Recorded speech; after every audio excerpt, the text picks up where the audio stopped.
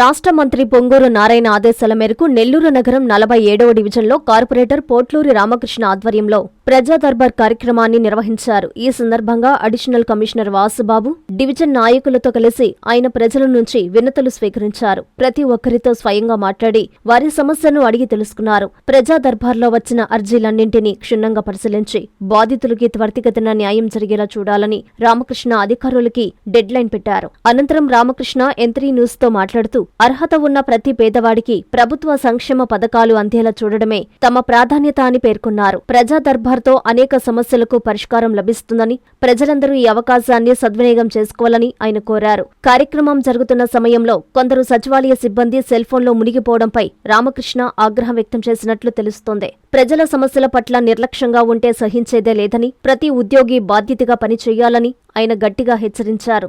ఈ కార్యక్రమంలో డివిజన్ నాయకులు, కార్యకర్తలు పెద్ద సంఖ్యలో ప్రజలు పాల్గొన్నారు. 47వ డివిజన్ కార్పొరేటర్ రామకృష్ణ అని. ఇక్కడ ఈ డివిజన్లో ప్రజా దర్బార్ కార్యక్రమం అత్యంత ఘనంగా ప్రజలందరి సమక్షంలో సెక్రటరీలు, కార్యకర్తలు, నాయకులు అందరి సమక్షంలో ప్రజా విజ్ఞప్తుల దినం బాగా జరుగుతుంది.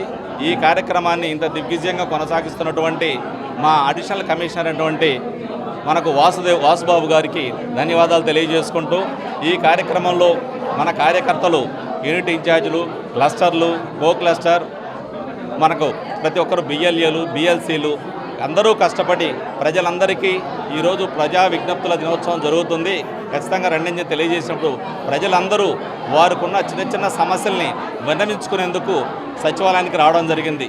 ఈ కార్యక్రమంలో ముఖ్యంగా జరుగుతున్నట్టు ఇక్కడ ముఖ్యంగా మన గౌరవ మంత్రివర్యులు, మన రాష్ట్ర ముఖ్యమంత్రులైనటువంటి నారా చంద్రబాబు ఆదేశాల మేరకు రాష్ట్ర వ్యాప్తంగా ఈ ప్రజా దర్బార్ కార్యక్రమాన్ని ఘనంగా నిర్వహించడం జరుగుతుంది. ముఖ్యంగా మన నారా చంద్రబాబు నాయుడు ఆదేశాల మేరకు మన మంత్రివర్యులు నారాయణ గారు ఆదేశాలతో 28 డివిజన్లలో ప్రజా దర్బార్ కార్యక్రమాన్ని నిర్వహించి రాష్ట్రంలోనే ప్రజా విజ్ఞప్తుల దినోత్సవంలో జీరోకి తీసుకురావాలన్నది సార్ ఉద్దేశం.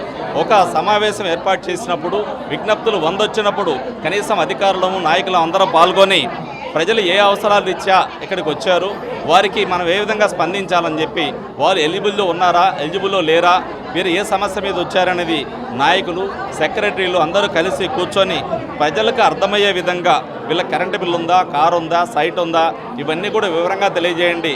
అంటే ఈరోజు అర్జీ తీసుకున్న తర్వాత ప్రతి 15 రోజులకోసారి ప్రజా దర్బార్ కార్యక్రమం జరుగుతుంది కాబట్టి చివరి ప్రజా దర్బార్ వరకు కూడా ఏర్పాటు చేసి ప్రజా సమస్యలు పరిష్కరించాలని చెప్తున్నారు. అంటే ఒక దర్బార్ కార్యక్రమంలో ఒక 20 అర్జీలు, 30 అర్జీలు ప్రజా సమస్యల పరిష్కారం జరిగితే ప్రజలందరూ కూడా సంతోషాన్ని తెలియజేస్తారు.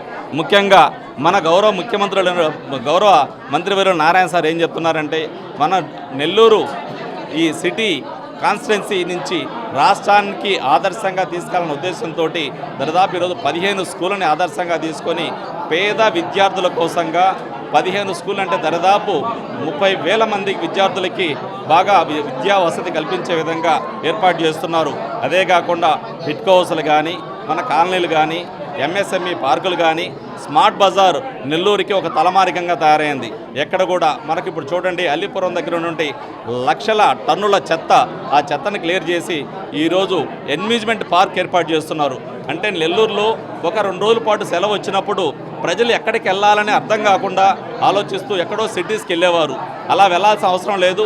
నా నియోజకవర్గ ప్రజలు ఇక్కడే ఉండి ఆహ్లాదకరమైన పార్కుల్లో, ఈ అమ్యూజ్మెంట్ పార్కుల్లో విహరించాలనే ఉద్దేశంతో అమ్యూజ్మెంట్ పార్కును తీసుకొస్తున్నారు. బోడిగడ్డ తోట దగ్గర 5 ఎకరాల పార్కును నిర్మిస్తున్నారు. 47 పార్కులు సుందరీకరణ చేశారు. ప్రతి ఒక్కరు కూడా ఆరోగ్యంగా, విద్యతోటి అన్ని విధాలుగా బాగుంటే ఉండని ఈసారి పార్కులను డెవలప్ చేయడం జరిగింది. ఇదే కాదు, హిట్ హౌస్లు అయితే, కాలనీలు అయితే ప్రతి ఒక్కటి చేస్తున్నారు.